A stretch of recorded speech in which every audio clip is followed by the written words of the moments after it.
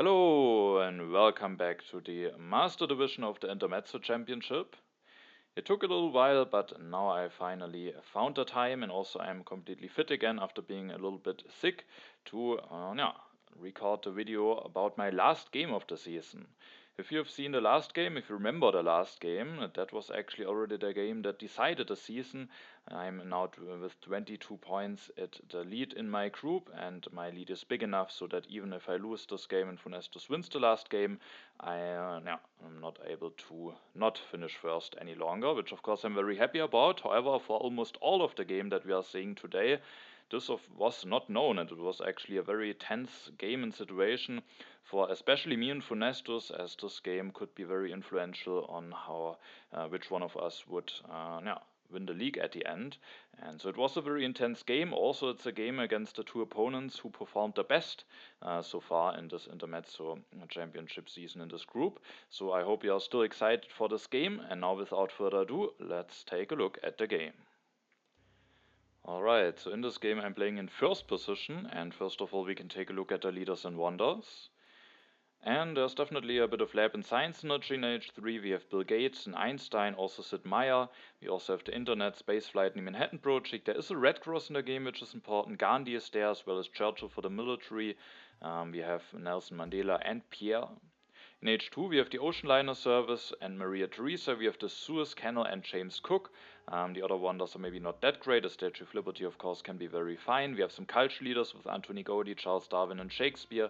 We have Napoleon and Robespierre's military action leaders, and of course, James Cook with the Suez Canal. In H1 we have also two military action leaders with Joan of Arc and Jan Žižka. We have Columbus, Isabella, who could maybe work nicely with the plan of going for a colonization game. We have Leonardo da Vinci for some lab and printing press synergy. Saladin as a very solid leader. And also Michelangelo, maybe with some nice synergies here. There's Hanging Garden, St. Peter's Basilica, Machu Picchu. Also we have the Silk Road as a wonder that I like quite a bit, and the Great Wall. I'm starting in first position in this game, and there's an interesting decision to make, because there's of course Hammurabi, who is a very strong leader, maybe even the best HA leader, and I could just take him, but then I have to expect that I will have Hammurabi with playing against Caesar. Maybe that is fine, especially because I play in first position and Caesar would be in the second position, so it could be fine. But on the other hand, if I take Caesar now, I'm playing the first position, and it will be quite a tough decision for the players behind me if they really want to go for Hammurabi. Probably they will, because they are not the greatest alternatives, but I'm playing in first position. There is Suez Canal and Cook in the game, there's Columbus, so getting some additional draws also for Jan Žižka, getting a tactic could definitely be quite nice, and with that I didn't want to miss out on draws and then be in a bit of an annoying position with playing against Caesar. Instead I just wanted to be Caesar myself here, and I made the decision at the end to go for him. Now of course I was interested to see whether my opponents are still brave enough to go for Hammurabi, and Lech is just that. He will go for Hammurabi and the Hanging Gardens. The Hanging Gardens might help him a little bit with providing additional population in case the game should get military heavy. Funestus will go for Alex and the Acropolis. Actually both of the wonders are taken away. However, I was relatively fine with it, because with taking all of those cards, the Engineering Genius drops down to 1 civil actions for me, and if then there's a wonder available in 2 turns, I can now take the Engineering Genius and go for a wonder at the turn after. And it is also exactly what I will do, because as you can see, the Library of Alexandria is coming down the row. With taking this Engineering Genius, I'm actually guaranteed to have that available for 1 civil action at my next turn. So this turn was just very clean. Elect Caesar, build a mine, increase my population, take the Engineering Genius, and unless there's maybe a very strong early H1 wonder revealed before my next turn, I can just start with taking the Library at the next turn. I draw 1 event that I can seed, the Pestilence. I have to think about if I actually want to seed it, because when we take a look at our opponents, Lech has the Hanging Gardens, which might provide some additional population. Funestus has an additional yellow token from Alex, so it could be an event that, at least for now, could even turn out to be worse to me, but at least I will have the knowledge about it, so let's see if I will decide to seed that at my turn. Lech goes from some normal Hammurabi stuff, takes the rich land and the urban growth to get some additional resources. Funestus will go for Alex, builds an additional mine, and then doesn't increase population, instead wants to have the breakthrough. Now it is my turn, and the question is, do I want to see it? And as said, I wasn't too happy about pushing this Pestilence in the deck, but I do think with playing Caesar there's just a lot of benefit of moving the deck along.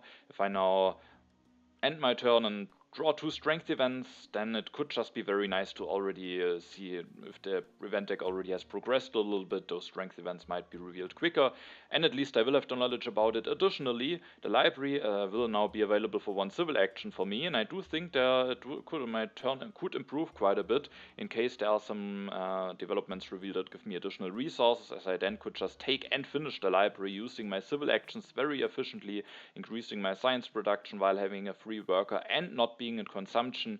I do think that would be such a nice improvement, and also because of this I definitely was willing to seed, and I do think I get very rewarded here for seeding, because first the development of politics is revealed, which gives me a colony and additional colonization card, which makes the colony very appealing to seed, especially there's a Suez Canal in there. There's also an open borders agreement that I could maybe offer, but there's definitely the danger of it being rejected, and I also still want to have my shot at maybe getting an additional resource after seeding the wealthy territory. And I actually do get the development of craft, so I was very happy about that sequence. I do think that's just ideal for me, first getting a second event to seed for Caesar, and after that getting the resources that I really want. And after getting those resources, I do think that just no, definitely best turn for me is to just take and finish the library, improving my science production, and but at the same time, as said, keeping a free population and not going into consumption, which I do think is very nice. And also, we are now at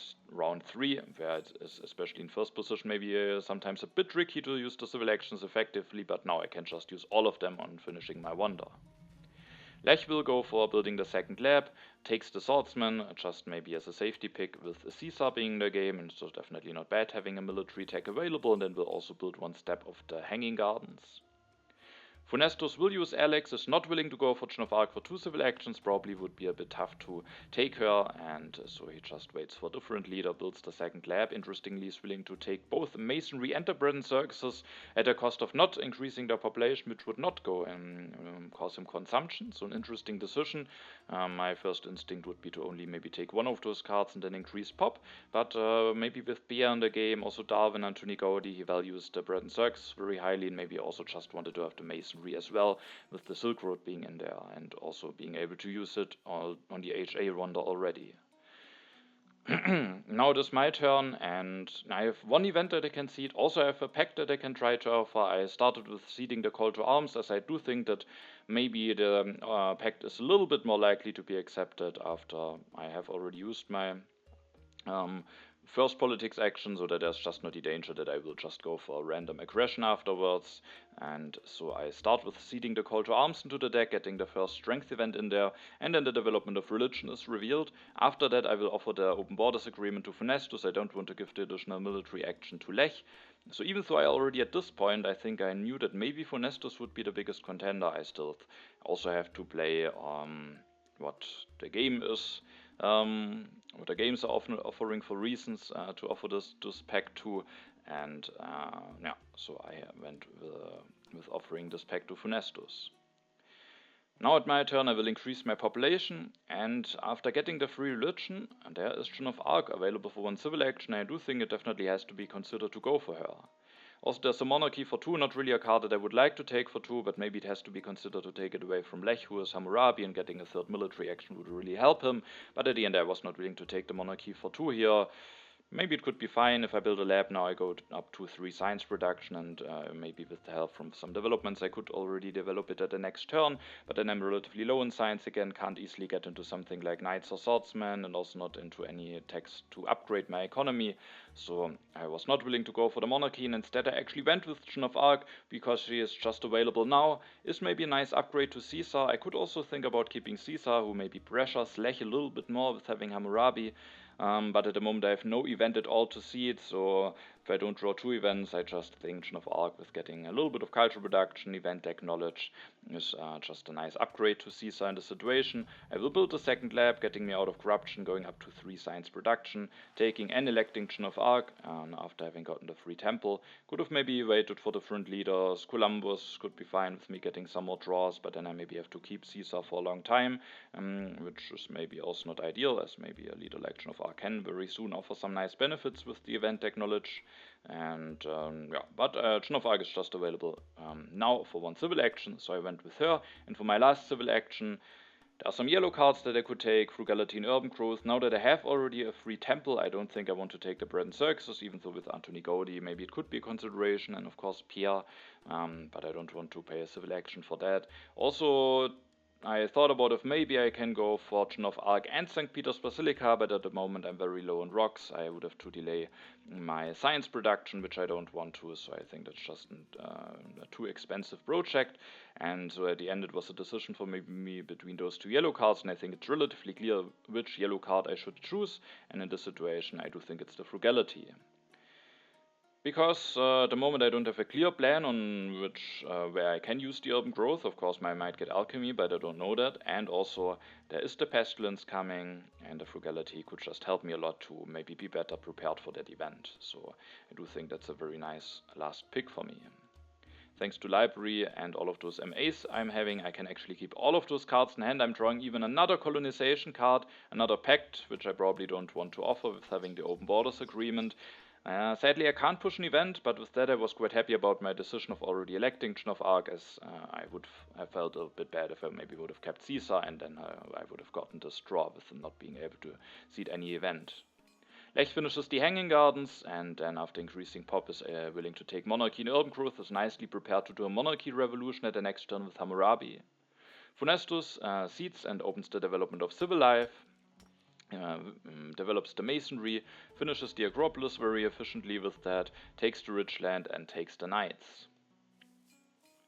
With taking those 2 cards, the auto copy of knights will fall down to 2 civil actions for me, which is definitely a card that I need to consider taking, as I have now drawn the phalanx tactic, and with that I can just set up for a nice amount of strength. I have at least knowledge about 1 strength event, a call to arms.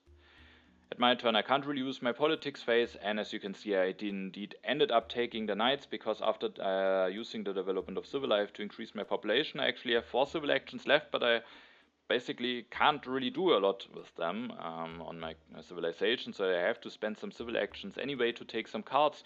I could just take some yellow cards, but I do think with having this tactic the knights are probably worth 2 civil actions, allowing me to set up for some nice amount of strength, maybe pressuring the orders a little bit, or maybe just setting up for those strength events. And after taking the knights, I also made a decision to take this cartography. It's available for me for 1 civil action. I have seeded 1 colony already, which I maybe am very fine. I am very nicely able to win just with all of those colonization cards that I have in hand, but I might draw more colonies. There is the Suez Cannon cooking the game, so I do think it's just a very strong path that I could go towards with going for a colonization game, and now that I have the chance to take the cartography for 1 civil action, I definitely want to use it. I could now already develop the cartography. The wealthy territory might be revealed potentially before my next turn. I could develop the knights, maybe even building 1 knight already to get a little bit stronger. At the end I made the decision to actually take the rich land here, which is maybe a bit questionable. Maybe I should rather be civil action efficient and already develop 1 of those techs. But on the other hand, when I get irons or maybe miss out on the irons and then go for coal, the rich land can just be very helpful, allowing me to get my production going more quickly and then just providing some very nice value. And thanks to the library, I don't have a full hand. I can take 1 more card in hand without a problem. So at the end I was willing to pay 1 civil action for 2 resources, but I do think it would also be very fine to maybe just develop the cartography. But then I would invest some science already. Maybe if I have a chance to get this copy of Code of Laws at my next turn, I could maybe prefer rather going for Code of Laws for a bit of economical value first, so at least I keep myself maybe a little bit more flexible. I will then reveal the phalanx tactic. Maybe it could have been also an idea to go with something like Great Wall, but I don't have knowledge about any infantry tactics, so just going for knights in the phalanx tactic I think is probably the better way.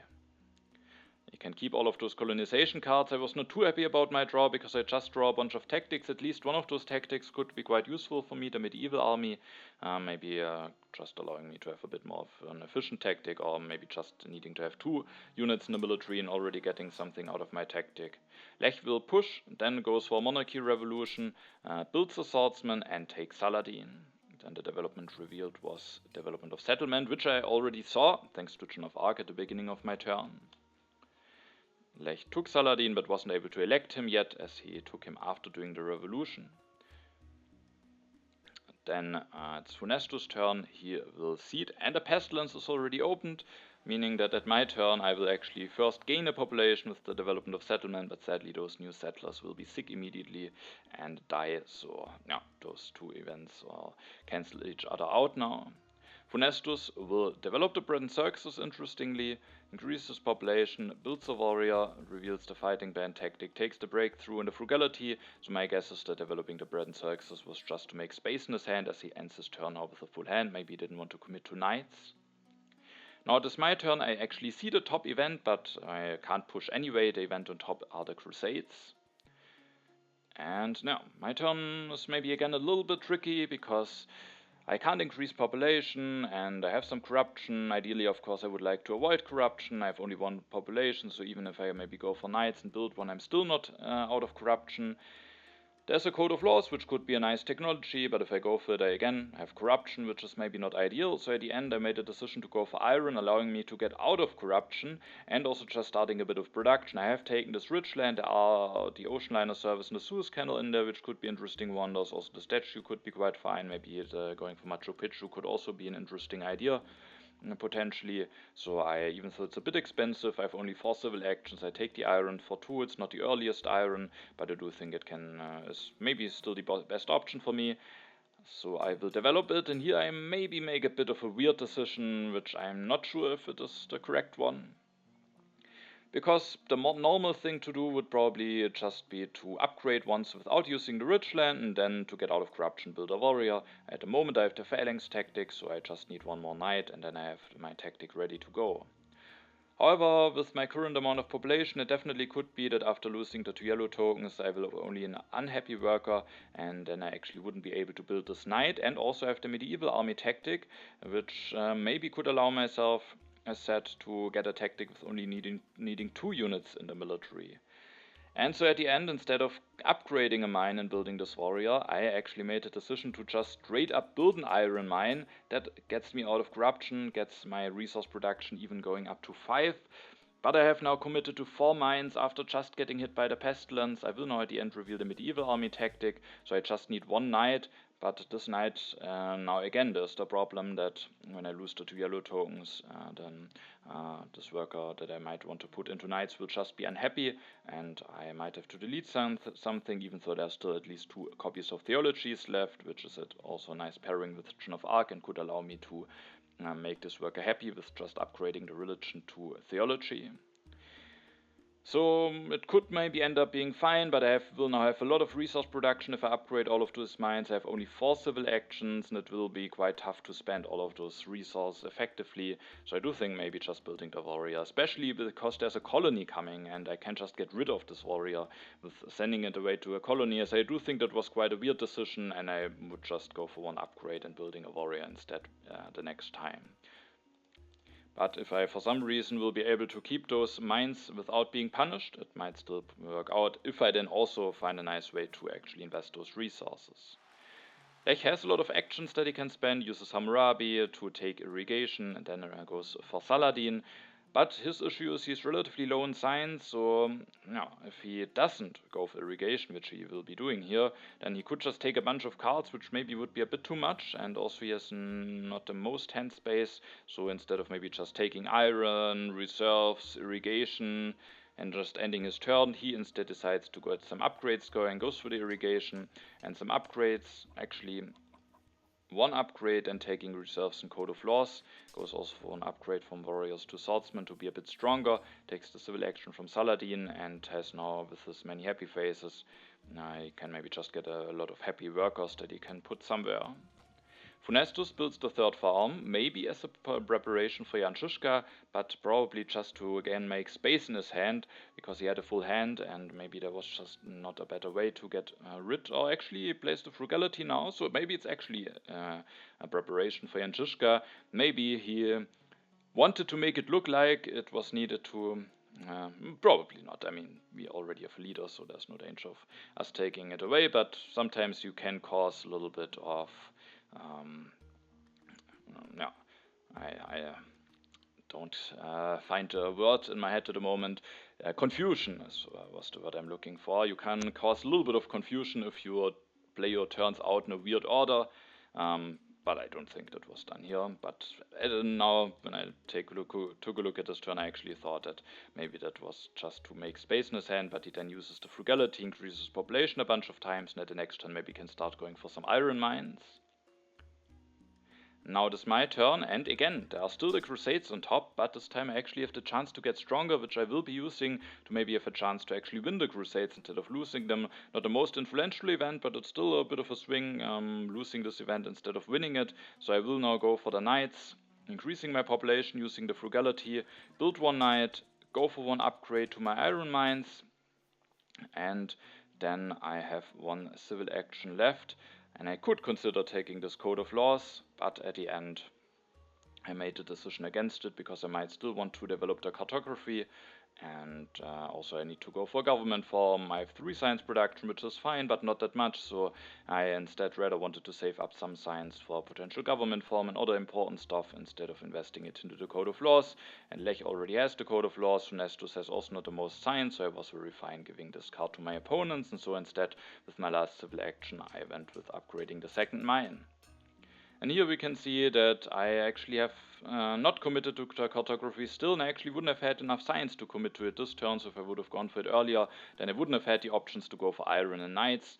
So maybe I should have committed to knights, but we can see that staying a bit more flexible also has some advantages. And actually I'm now at 7 resource production, which is not bad, but at the next turn I might have a bit of a problem, because I will have 3 food, the 2 yellow tokens will be gone, and I will have an uprising issue, so I have to hope that maybe either this copy of Theology or the second one that is still in the deck will be available for me, and that I can use those to maybe fix my uprising issues. Otherwise I might just blow up this mine, which then would just be, basically saying that it probably was a mistake to commit to this 4th mine in the first place.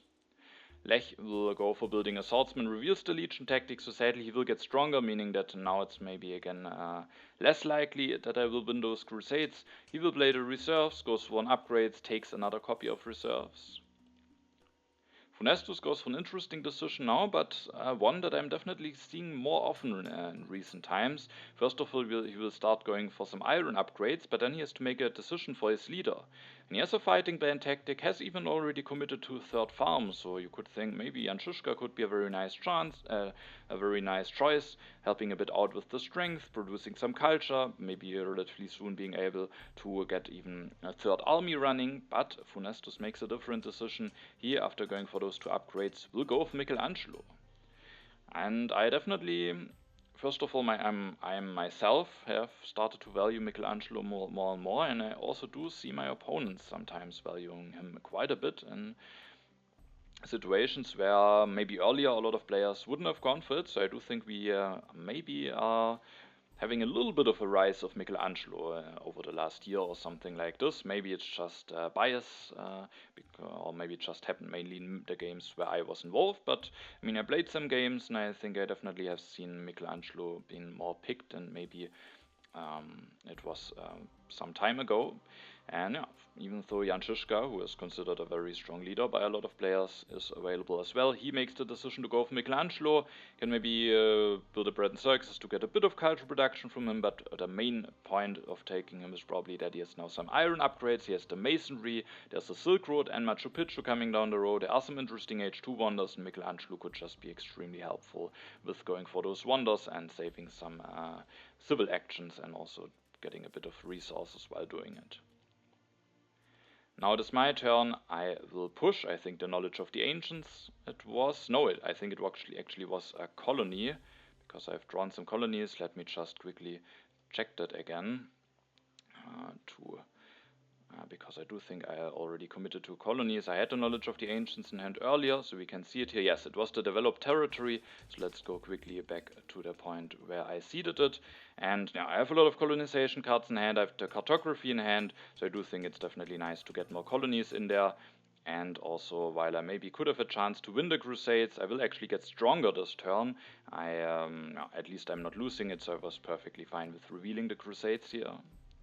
And then I think just going for the theology is just very nice, allowing me to fix my uprising issue, and also getting 1 additional strength with Joan of Arc, which is not too bad. After going for 1 upgrade, I have 1 civil action left, and I still have corruption, and I had debated between 2 main options here. I could just upgrade my last mine, going up to 8 resource production and getting out of corruption. But then I would be sitting at 8 resource production with only 4 civil actions, and it really could be tricky to actually spend all of those resources. And there's the call to arms coming, which might mean that I will have even less civil actions to work with, and so instead I actually at the end basically admitted that maybe that wasn't the greatest move to just build this mine directly early on. I destroyed now 1 bronze mines and built a knight. At least I had 4 mines for a little while, so it maybe wasn't too bad, but I have now to use a civil action to destroy this mine. I will build a knight that gets me out of corruption, putting me at 9 strength, maybe making it that I actually don't lose any civil action to the call to arms, which could be nice. Also, I'm prepared for potential other strength events, and after winning a colony, I have just generally more military, and so I thought I might not be able to use all of the 8 resource production nicely anyway, so I rather wanted to have the worker elsewhere now. I keep the vast territory in all of those colonization cards. I could have also taken the corruption and developed a cartography, but with all of those colonization cards I should win the first colony, hopefully anyway. Of course I could maybe win it without using a bunch of cards to have them also for future colonies, but I might just develop the cartography then to then have a shot at winning the developed territory, and I didn't want to have corruption. Rather wanted to be strongest. Lech seeds, and sadly there's no call to arms revealed. Instead good harvest, giving me 2 additional food, which at least will mean that I at my next turn have the chance to increase my population. Lech will go for the Silk Road. I think that's a wonder that makes a lot of sense for him. He has a lot of civil actions, but low production, which I think is the position where the Silk Road shines. Has some yellow cards already in hand, plays the Cultural Heritage already this turn for 3 science and 3 culture, develops the Code of Laws to have even more civil actions, and is able to get out of corruption with increasing his population. Interestingly, he's taking the strength from Saladin. Maybe after seeing my turn, he is thinking that there is probably some bad stuff coming, and there is indeed. The Call to Arms is revealed, which makes it that I sadly will lose 1 civil action, which will be quite bad at my turn. Having lost a civil action, it will actually make quite a difference, so I was not too happy losing the civil action. Funestus will even lose 2 civil actions, which is also quite painful for him. He also has only 4. He will develop the knight, build 1, copy the tactic going up to 7 strength, but still doesn't have the time to elect Michelangelo, maybe build a Prince Xerxes to get some happy faces. I had my turn seed. I think it was the prosperity, and the event on top is, which you also maybe can know, the wealthy territory. And I just wanted to push, move the deck along, and reveal this territory at my turn, where I win the tiebreakers.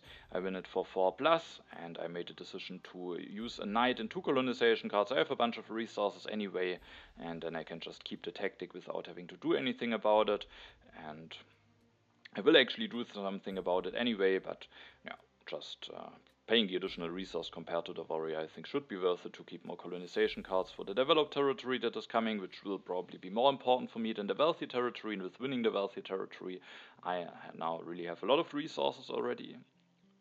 And this turn was definitely quite a tough one.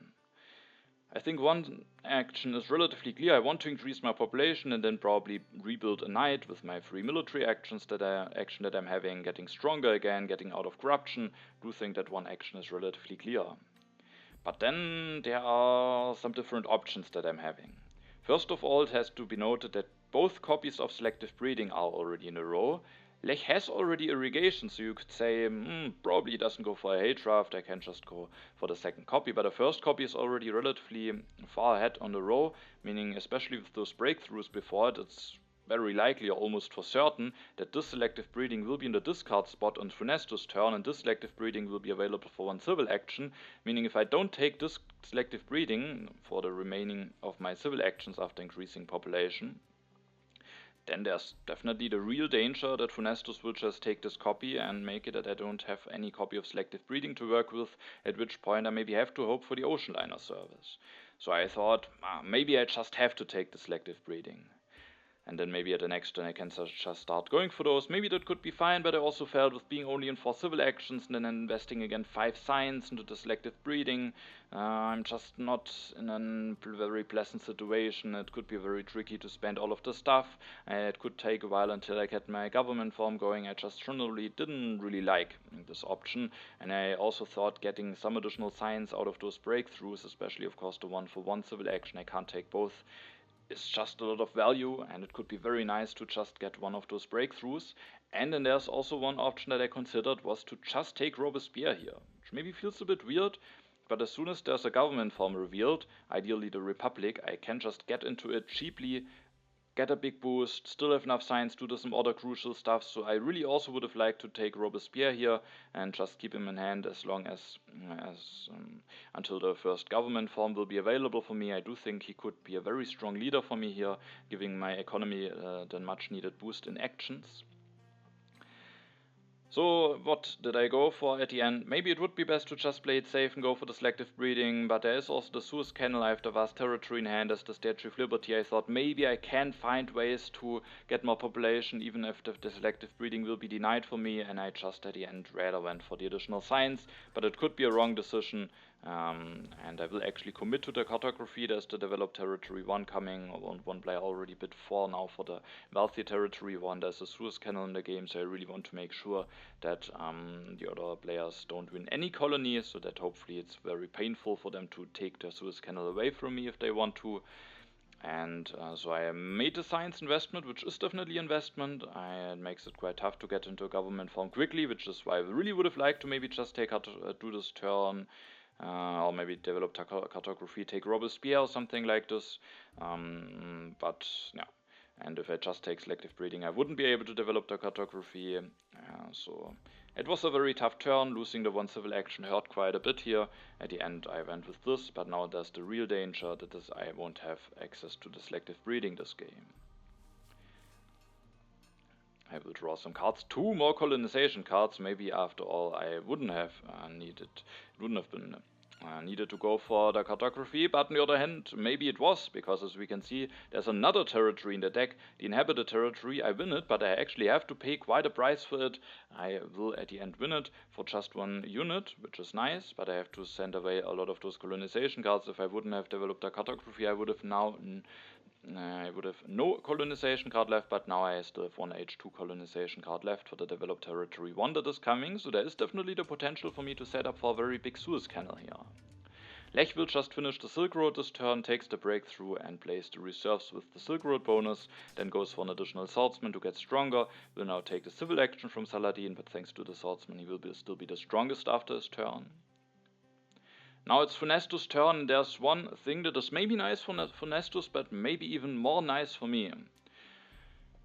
Because, as you can see, there is now the situation that Funestus can just take the selective breeding for 1 and deny it from me, but there is not only the selective breeding, but also the ocean liner service in the row, and Funestus isn't able to deny both of them from me. So I will be now guaranteed to either get selective breeding or the ocean liner service at my turn. I was very relieved to see this, as I just have now a way to fix my food at some point.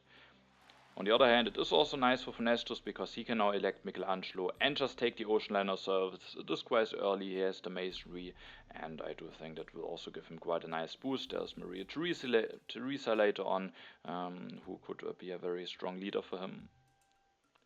Now it's my turn. I think on top is at this point the new deposits, which would make it a bit tricky to get out of corruption. And also all of those cards I didn't really want to push. The freedom of movement I think could be fine, because I will actually go for journalisms this turn, which was also an interesting decision, but I do think that was maybe I think maybe a good decision potentially at the end. Also the popularization of science could maybe be a fine event, but I just didn't want to get into corruption just with revealing those new deposits. So after taking the selective breeding, of course, there's the option to just develop it, go for 2 upgrades. But after winning the inhabited territory and having now a better yellow bank, maybe getting food is really not the most urgent thing that I need, and maybe just setting up a bit of additional science production is way more important. I can build a journalism now, and if I'm greedy, and maybe it's too greedy because the developed territory 1 is coming that I maybe also want to win, I could even at the next turn commit a second population into journalism, getting really a bit of science production started, and also... And then hopefully relatively soon afterwards, also thanks to the breakthrough, being able to go for an H2 government farm. So instead of going for the selective breeding, I went for the journalism. Also there's a bit of synergy. There's actually Shakespeare and opera coming down the road, but I do think it might be a bit tricky to set up for them with my low civil actions. But there's Antoni Gaudi, so potentially Darwin, but with theologies he's not that great. So mainly Antoni Gaudi, who could maybe now be a relatively nice leader for me. Building this journalism gets me out of corruption, and now I'm at 5 science and also 5 culture production. So thanks to Joan of Arc, the library, my temple, now this journalism, I'm actually developing a bit of a culture lead, at least compared to funestus. But during this game, it was a bit of a focus, of course, to finish before funestus with having the standings in mind. And I was happy that I was already developing a culture lead here, and now I at least have a solid science income, have the selective breeding in hand, which I was very happy about. With the situation developing that funestus was forced to decide between ocean liner and selective breeding. I will actually draw another colonization card, which allows me to defend this aggression from Lech while still being able to have 1 left for the developed territory. I keep the vast territory and the freedom of movement in hand. Freedom of movement could be quite nice with having the journalism, being able to move an HA lab into the journalisms. Lech will take the coal. Luckily for me and funestus, he's 1 science short of going for it already, but he also doesn't have the necessary resources. But at the next turn, with taking the rich land, he will be able to start some production, increases his population 2 times.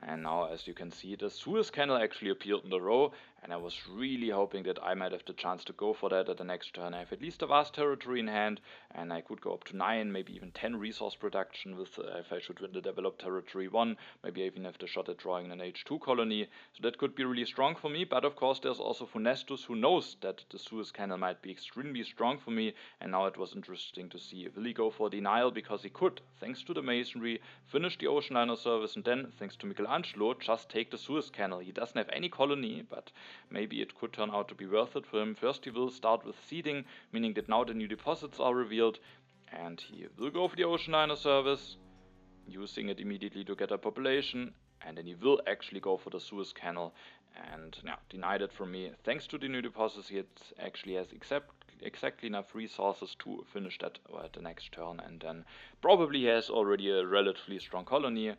Maybe if he has any H2 colony, it could already be worth it because of the denial, but maybe he also has a strong colony for it, to make it that he really is willing to go for it.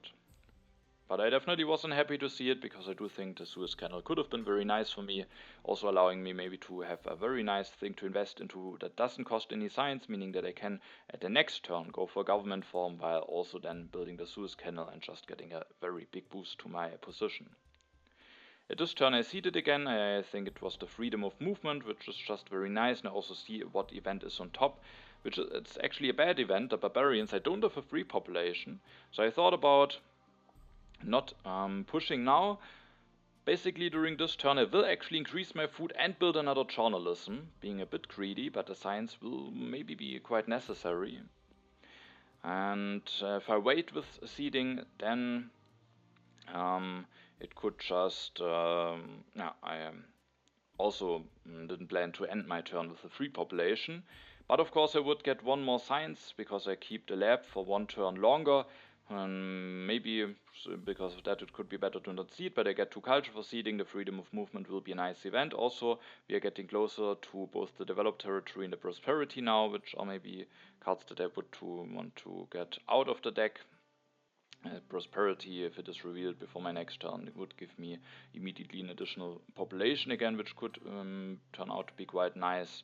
So yeah, at the end I was just willing to accept this population loss already this turn, losing 1 HA lab, and then as said I will just increase population, build another journalism. Again, of course I could go for selective breedings, but then I again have to wait quite some time until I can go for a government form, and now I can just increase my science production even more and my culture production, go for a government form at the next turn, and thanks to building this journalism already this turn, first of all I will take the riflemen as well. Don't have a military attack yet apart from the knights, so I do think that's just an extremely important pick for me as well. For one civil action I take the conmon, and then I, to get out of corruption, build another journalism. The next turn I will be at 40 in science, I can develop the conmon and still in 2 turns go for the selective breeding.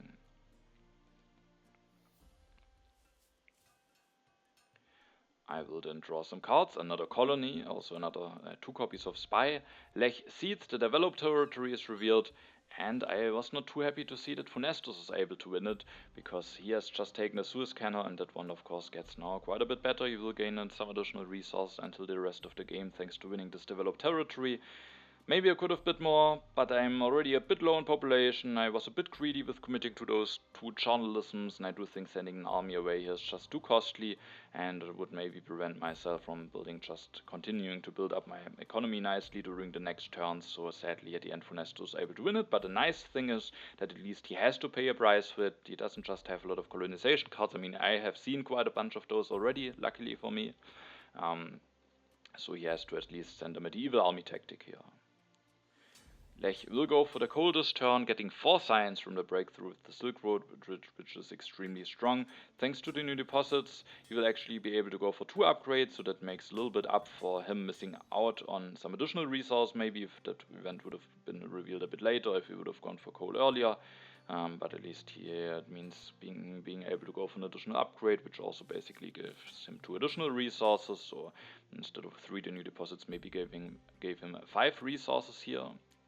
Funestus is this turn able to go for Maria Theresa. He has some food saved up, a nice yellow bank, the ocean liner service, so I do think Maria Theresa is extremely strong. He's also a bit behind in military, and with that might be able to get a lot of resources out of her, so I do think Maria Theresa has a lot of potential for him here. Even more when we see his actions now, because after using the ocean liner service, he will increase his population 1 time normally, and then actually doesn't finish the Suez Canal this turn. He will build a bread and circuses and 1 knight, otherwise he probably would have been vulnerable to aggression, so he just does like this, get a bit stronger, and leaving himself with enough resource to finish the Suez Canal at the next turn. Now it is my turn. I again see what is on top, and what is on top is actually the reason why I pushed this Historic Territory 2 into the deck, which I really didn't want to. But I do think the prosperity that is revealed is just extremely helpful for me at the moment, because it allows myself to increase my population, which then again means that I have it allows me to spend a civil actions to increase my population, another civil action to build something with this population, and that just means that I can do something useful with my turn apart from just taking cards, because I can't do anything on my civilization. Could have just also gone for selective breeding first before the conmon, but I do think getting the action first is just too big of a boost. And so, just because I valued those 2 food actually that much in the situation, I was willing to push the Historic Territory 2. I could have also pushed the Vast Territory 1. Maybe the Historic Territory 2 will be a bit more swingy now that we are entering age 3, where the additional culture is quite relevant. In general, I didn't like it at all to push a colony against the Suez Canal. Maybe I should have just skipped it, but I liked the improvement in my turn enough. At least I have the cartography to maybe help me winning it. And the reason why I didn't see the Vast Territory is that this one would have been revealed immediately, while for the Historic Territory there will be some time maybe before it will be revealed, meaning I have maybe some chance of drawing more colonization cards that maybe isn't revealed early, so that if Funestus at the end will be able to win it, he at least gets the value for the Suez Canal a little bit later, and so I went with the Historic Territory. And the prosperity is revealed. this turn I will be able to go for the common. I can increase my population, but first of all there is a decision on the leader that I have to go for, because the leaders that are on the row, apart from James Cook, are the remaining ones. James Cook definitely could be fine, but I don't know when he will be available. Maybe he only will be available after I already lost Joan of Arc, which makes it a bit costly to go for him. And of course, with my position, Anthony Gaudi would be quite an interesting leader. I could go for him, I could go for Opera, set up some nice culture reduction, but I do think I have to be careful here to not play it too greedily, because I already committed into some journalisms, and I will actually commit to another journalism this turn, increasing my science and culture reduction even further. But in order to back that up, in order to not leave myself too vulnerable, because soon I will lose Joan of Arc, which also means that I lose 2 strength, and also I will lose 2 MA, one from the Open Borders Agreement, one from Joan of Arc. And if I then just go for Anthony Gaudi, drop down for 6 strength for now, and Lech goes for Napoleon, maybe having even something like Classic Army, it could get very, very dangerous. It could even be game over if he has the right cards. So I do think I need Napoleon for my own protection, maybe justifying the greediness of building all of those journalisms, and then hopefully he will help me a lot to defend myself, and maybe just get this culture lead that I'm having at the moment over the finish line.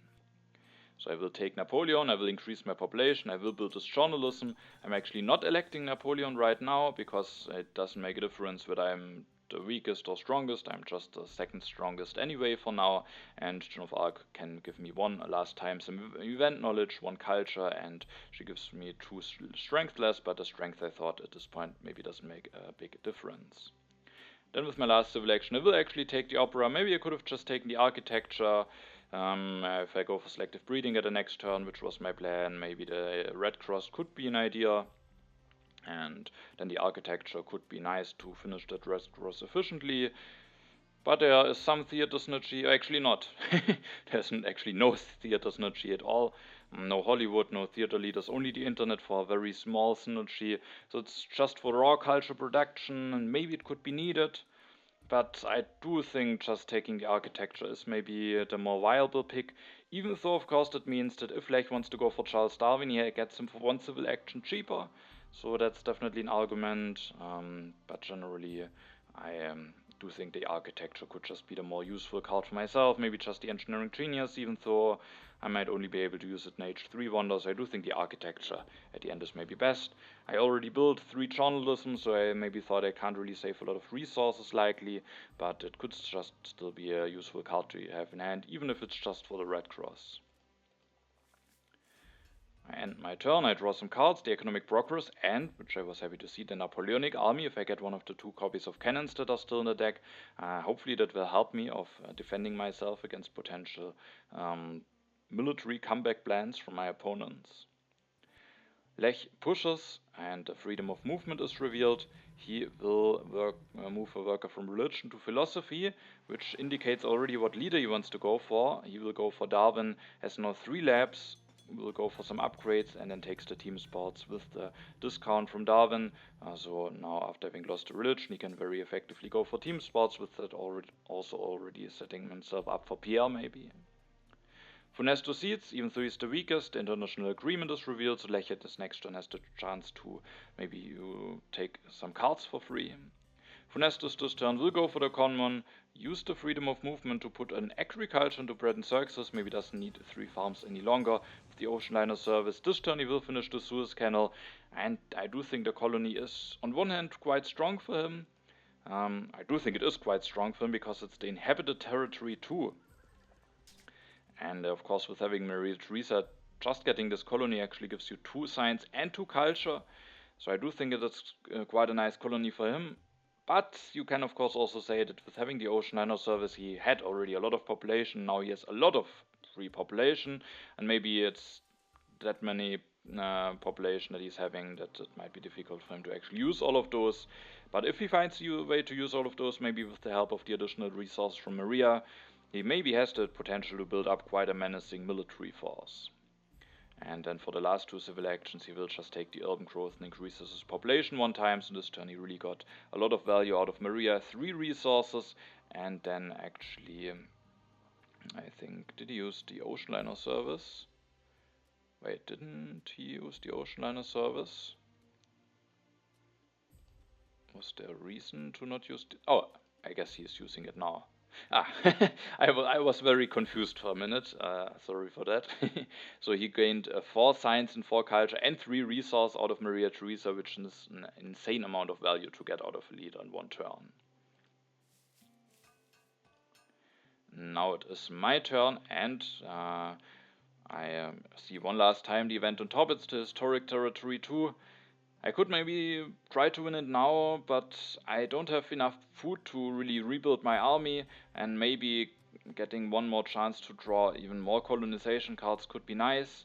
I win the tiebreak on this turn, but I just at the end thought I need to get some food production going, and I can't really send an army away for the colony this turn, so I can actually rebuild one unit with using the freedom of movement, putting a lab into the knights, which I will actually do, but instead of ceding, I offer the scientific cooperation pact to Lech, hoping that maybe he could accept because we both have a similar amount of science production. He will even be able to upgrade the science production even more.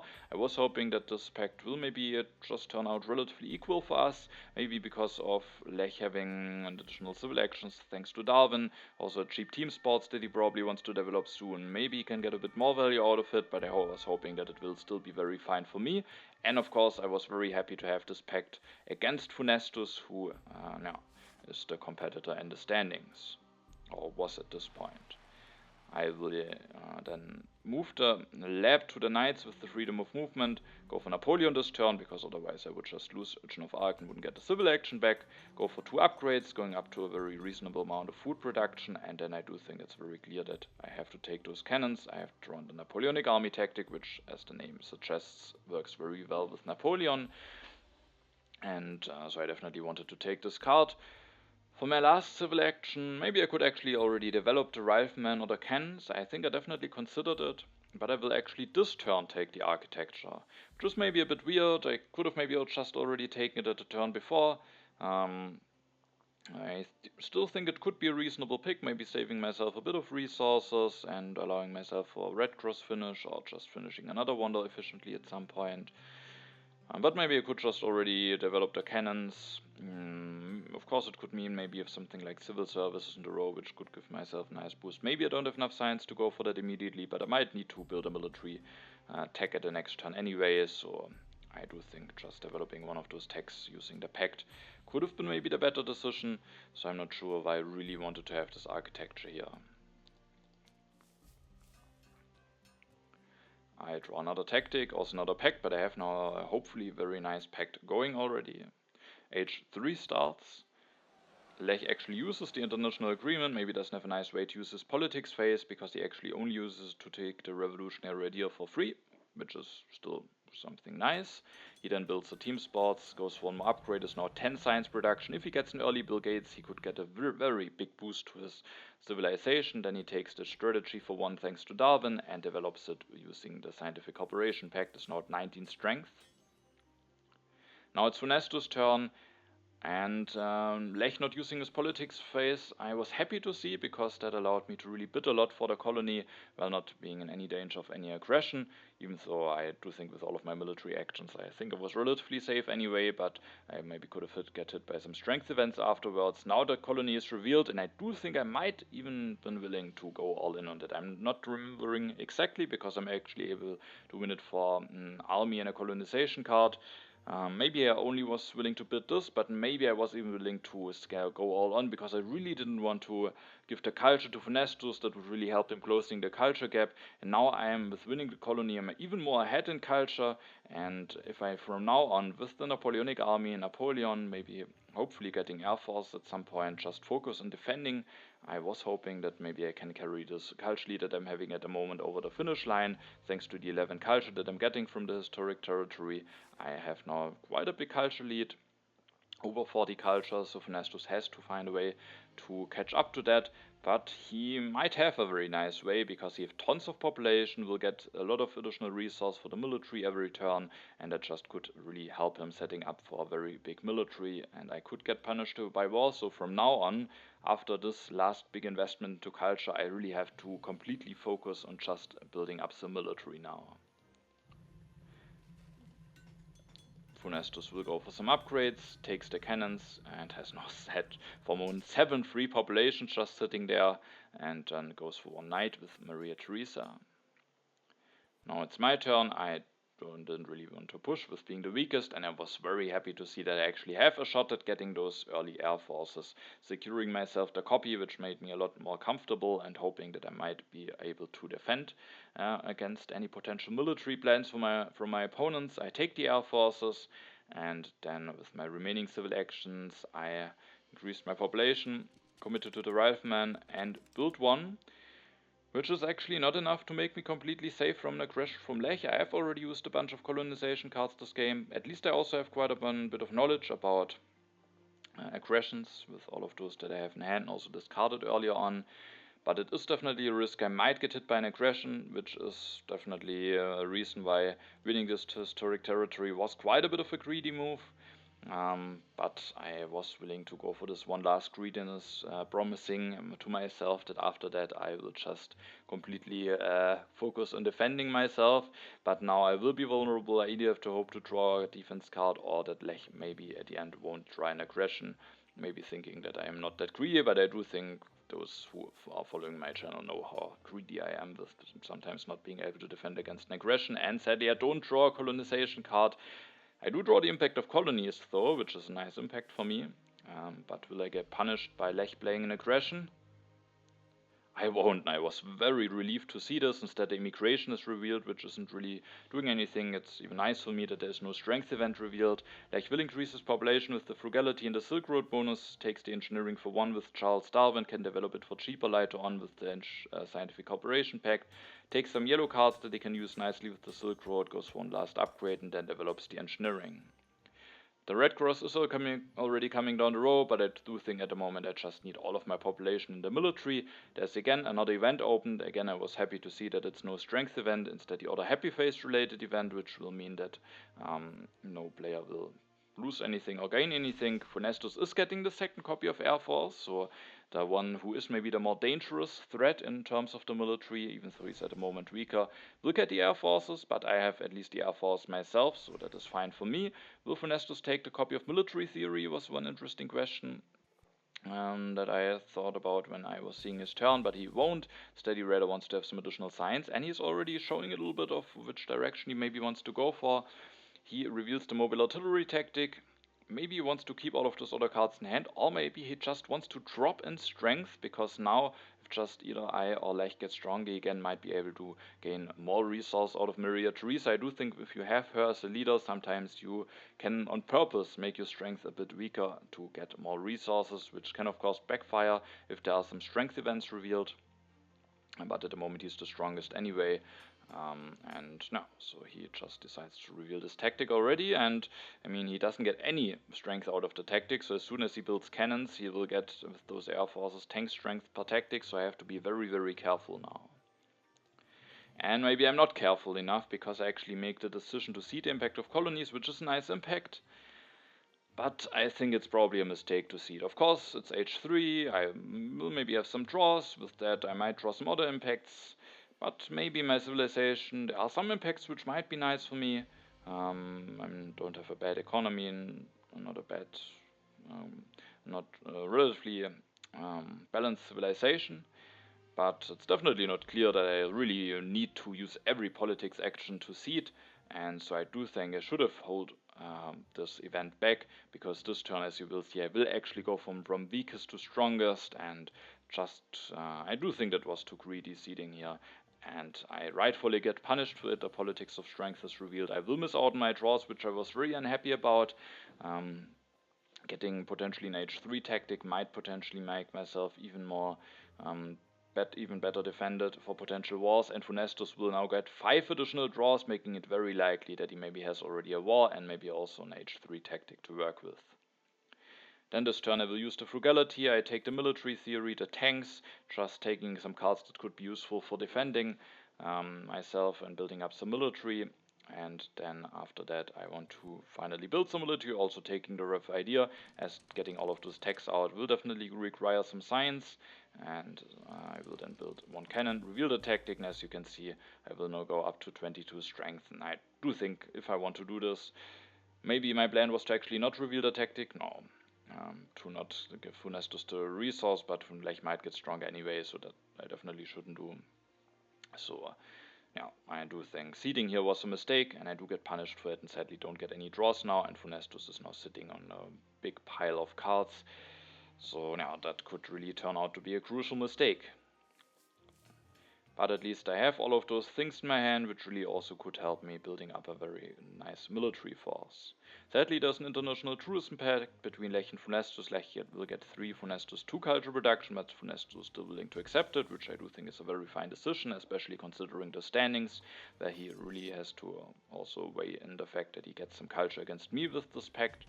Lech will build a cannon this turn, gets up to 29 strength, plays the patriotism, builds a cavalryman, and he actually has a tactic. Thanks to playing the patriotism with the Silk Road bonus, he actually can still draw 3 cards after this turn. He has the mechanized army tactic, goes up to 40 strength this turn, and then also takes a bunch of cards from the row. Now it's funestus' turn. He this turn will seed. The event revealed is the international negotiations. He has to pay something to Lech now, and what he has to pay is, or what he wants to pay is science. Maybe he doesn't need the science, has the rough idea at least. And he will take Bill Gates this turn. Maria Theresa has given him some nice services, but now he will gain his additional resources from Bill Gates from now on. He will play the revolutionary idea, develop the cannons, build one, build another one, going up to 46 strength, being the strongest again after his turn. And yeah, there's really some pressure going on, and I have to follow up with increasing my strength now. I this turn don't really have anything nice to seed, again showcasing that I probably shouldn't have pushed at the next turn, as then now there could have been a free politics phase, even though now I might be weakest again, and if one of my opponents didn't see it, maybe again I could have gotten it by the politics of strength. I will develop the air forces because I need some additional strength, and building an air force is just a relatively easy way of doing so. With that, I'm at 36 strength, which at least makes me already threaten to defend with only one H3 defense card. But I don't have this H3 defense card, and because of that, I was also willing to actually, after taking the reserves, I do think I need as many resources that I can use for the military as possible. Especially to maybe also threaten some H3 tactics, which could deter my opponents from going for a war. So I took those reserves, but then in order to be completely safe from an aggression, I played a revolutionary idea, went for the military theory. Hopefully Lech doesn't develop more than 3 techs, which he could potentially do at his turn, so that I still, even if I lose some science to the pact, will have enough to threaten the tanks, threatening maybe something like modern army, to potentially just make me threaten more strength. But the nice thing for me is that I have 20 resources, which is actually exactly enough to build 2 of those units, and then a knight and an air force, so I can go for another Napoleonic army with air forces, and with that was hoping that there won't be a war declared already at the next turn. I draw some cards, not the most useful ones. Peace treaty maybe just won't be accepted, and the aggressions at the moment are not looking like I can go for them. Lech seeds, the strategic territory is revealed. At the moment I just want to keep everything. Of course the strategic territory does give me some strength, but then out of the sudden I don't have the potential to threaten 2 Napoleonic armies with air force any longer, so I just pass. At least Lech is able to win it, so funestus doesn't get even more draws and also doesn't get more resources. For the Suez Canal, Lech wins it just for swordsmen, so that's a very nice deal for him, making him stronger than me immediately. And he does need those swordsmen anyway, so I do think that's very nice for him. Lech goes for the civil service, having already Code of Laws, but still liking it to get an additional civil action and 3 blue tokens. Also, of course, might be helpful for some impacts. He will then play the revolutionary idea for 5 science with the Silk Road bonus. I do think the Silk Road has done some very nice stuff for him this turn. He will build an additional arena. Could have maybe somehow implemented Pierre into the turn, but is not willing to do so. Funestus has already taken a leader. I don't have any arena, so it would be a hate pick for me, and maybe in the current tournament situation I wouldn't be willing to go for a hate pick against Lech, because it just leaves myself more vulnerable to funestus. And on funestus' turn there's actually something happening. There's a hybrid war declared on me. And that, of course, is a bit surprising. because with only 4 military, I mean, there's the military theory, so funestus could have just also gone for normal war, but he decides to maybe make it a bit awkward for me. I have now some happy face issues. Of course, I could build a theology, but those are some resources gone that I maybe don't really need, because I normally would have had 4 happy faces, thanks to the historic territory too. So it's quite an annoying war, and I was afraid that, that might only be the beginning, because when we take a look at Funestus' turn, he will go for the military theory, the fundamentalism, the reserves, so yeah, definitely sending some clear signs, building an air force and a cannon, and at the next turn he either could just do a revolution to fundamentalism, building another army, or with the reserves, he is at 15 resources the next turn, which is just enough to build another army and air forces, so he is really threatening a big amount of strength, and I was very worried about my position here. And no, for my politics phase I didn't really have anything to do, so I tried offering the peace treaty to Funestus, at least the scientific cooperation would get cancelled, but if Funestus has a war, of course, obviously he will reject it. Even if he doesn't have, probably would reject it as well, so, but you can always give it a try. And now it is my turn, and yeah, this turn I didn't go all in on defense. I could potentially destroy a lot of stuff and build a second Napoleonic army with air forces to get the best possible defense, but then I just would be very vulnerable for a second war.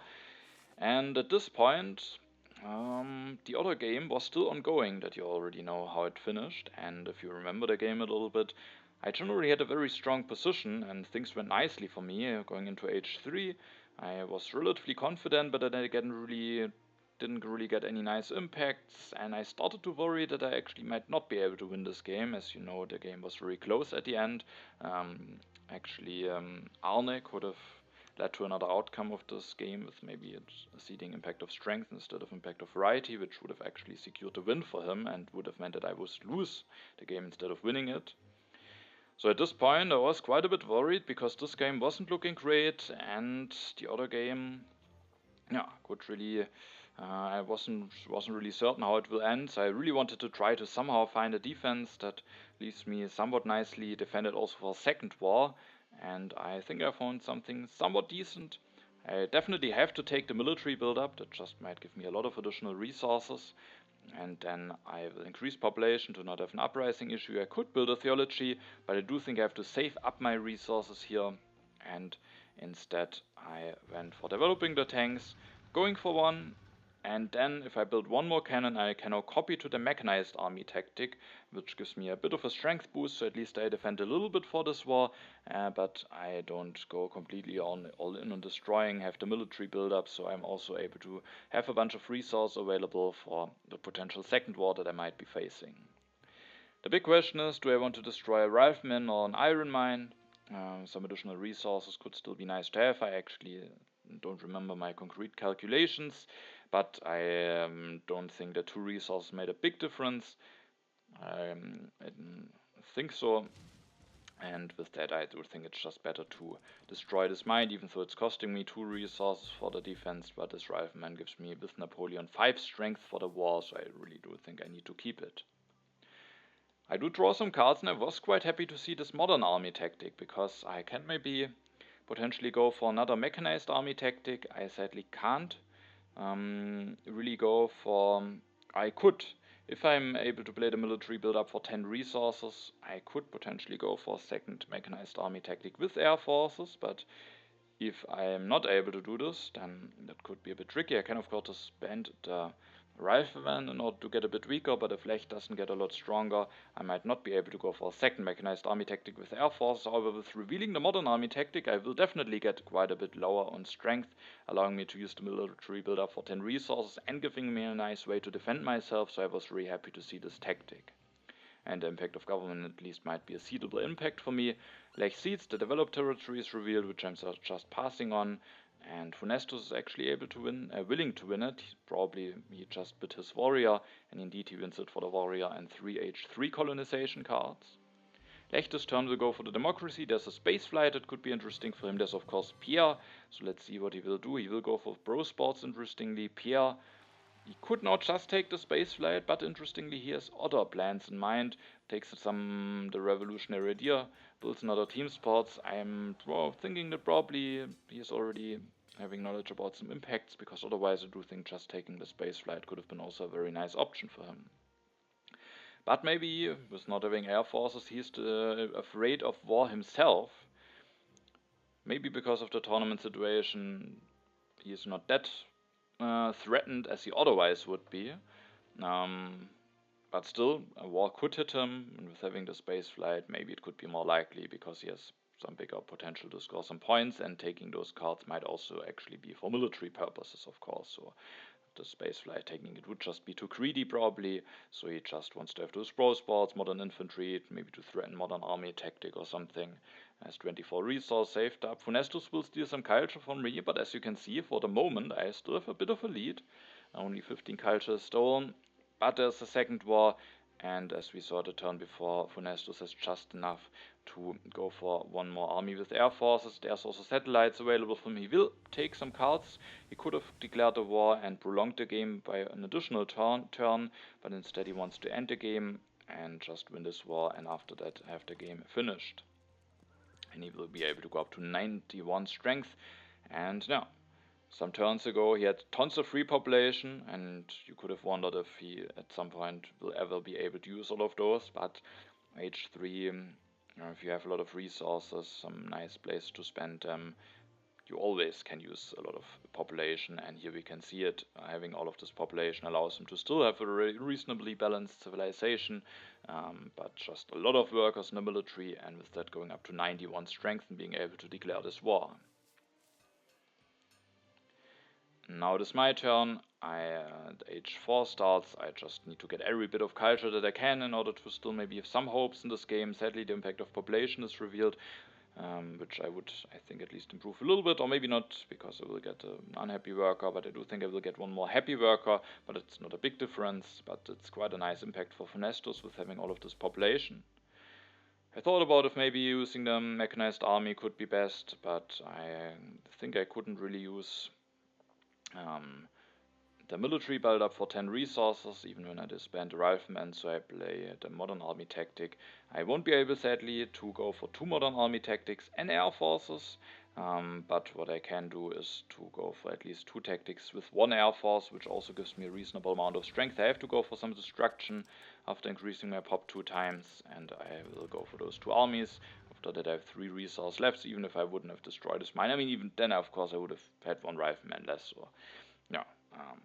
Sadly, I couldn't really do anything to have the resource to threaten this additional air force, but I also didn't have the tactic. It could still be nice just to threaten it, but yeah. And at least I'm going up to 78 strength, so again, it won't be the biggest war, but now the cultural difference is definitely a bit closer. The impacts might be a lot better for funestus. He gets the brigades bonus, so at this point I didn't really have a lot of hope left to still finish before him in this game. Lech seeds, the impact of industry is revealed, which is best for him with having those coal mines. He will this turn go for the bro spots, for the modern infantry, destroys the farm, goes for some upgrades. It's kind of looking like impact of competition might be in there, or impact of architecture with going for all of those upgrades. And he is actually also his own modern army tactic. Funestus might not go for an aggression now because of the Olympic Games, and indeed he will seed, opens the impact of colonies. That one is at least a nice one for me, but after some more colonies were revealed, Funestus also gains 9 out of this impact. He will increase his population, builds 2 farms in order to not have any famine, will disband the knights, some other units, builds religion and 2 arenas. Maybe after seeing Lech going for all of those arenas, he probably thought there might be some impacts probably in there that will be relevant for those bread and circuses, either impact of architecture or competition. Also he goes for the fundamentalism, and that means that before the final impacts I'm quite a bit behind. My impacts aren't that good, so I don't had any hope left for me. So the main interesting question will be, will Funestus be able to overtake Lech, or will Lech at the end win this game? Lech has a culture lead, but Funestus will get the Bill Gates bonus, not the biggest one, but at least 4 additional points, and maybe there are some nice impacts that he could have in the deck. There is the impact of government seeded by me, giving Lech plus 23, Funestus plus 20, and me plus 19. we have the impact of happiness, which is not that great for me, the same for Lech as for funestus. And we have the impact of harmony, and that one is actually quite big for funestus, with having had all of this additional population and with adjusting to it with his last turn, he's actually getting quite a bit closer to Lech. And now there's the impact of balance. Funestus is even getting even closer to Lech. There's only one impact left and the Bill Gates bonus. But the last impact is the impact of culture, and that one is a really nice one for Lech against funestus. And with that, Lech at the end is able to win this game. Funestus will get the Bill Gates bonus with that, go up to exactly 200 culture, but that's only enough for the second place, and I will lose this game at the end. Now, I do think probably it's a deserved loss at the end, because I do think I made some mistakes in this game. Committing to the first mine early on was a bit weird. And then I went for those journalisms, which I think generally was a nice idea, using them to get some additional science production going. But then maybe I just played a bit too greedily. The historic territory 2 already was quite greedy, with me not being able to defend against an aggression after winning it. Maybe that I would still somewhat justify, but probably that probably was already a bit too greedy, but then ceding the impact of colonies into the politics of strength just in the turn where I will be getting the strongest just was way too greedy, and I should have just held back with seeding. And yeah, so at the end, with funestus having all of the population, getting a lot of additional draws, he had a war, and with that was just able to defeat me in military, even though I set up a somewhat nice defense with the modern army tactic, but it wasn't enough at the end, and with that I lose the game. But luckily, you know already the outcome of the other game, where I was able to win, and with that it was still enough for me to move on to get a promotion into Grandmaster for the next season. Yeah, but it was an interesting game. Congratulations to Lech for winning that one. He just had a very nice and balanced civilization at the end, got a lot of value out of the Silk Road. And now that the last game is finished, we can now take a look at the final standings of the group. And interestingly, after the outcome of this game, I'm still on top. That was already clear before the game has finished, but actually Lech is now in the second position at the end, being a half of a point before funestus, which feels a little bit weird because of how the tournament went, and with the strong start of funestus, this always basically was a battle between me and him for the promotion, and Lech relatively early, I think, or not early, but it was already clear at some point that he didn't have a chance to promote any longer, but with this win in the last game, he still managed to finish at the second position. So also a very nice season by him. He actually didn't lose a single game, had some very solid performances, had a lot of second places, but now also at the end managed to get some wins in. Funestus, of course, was the big rival in the season, has shown some very strong performances. Just with a different seeding decision from Arne in the game before, it could have been that he would have been promoted instead of me. So he definitely has shown that he is a very strong player who has also had a very strong international championship season in the last season. And then for Arne and Rutgauer, the season maybe didn't went ideal. Both of them will get relegated. Both of them are quite a bit behind the third position, but I do think they still played very, very solidly, and will probably do their best to go back to Master as quickly as possible. And so with that, the Intermezzo Championship is finished, and I finished my covering of it. And I hope it was interesting to see a full Intermezzo season again after I had covered just the World Championship for quite some time. And so thanks for following me through that journey, or along with me. And for the next videos, I will leave it a bit open, or I won't reveal it to you, but what I can say, it is a special video that my Patreon supporters have chosen in the voting of last month. So be excited for that. I won't say anything more, but that will be coming next, and I hope you're excited for it. Alright, now without further ado, thanks for watching, have a nice time, and see you in the next video.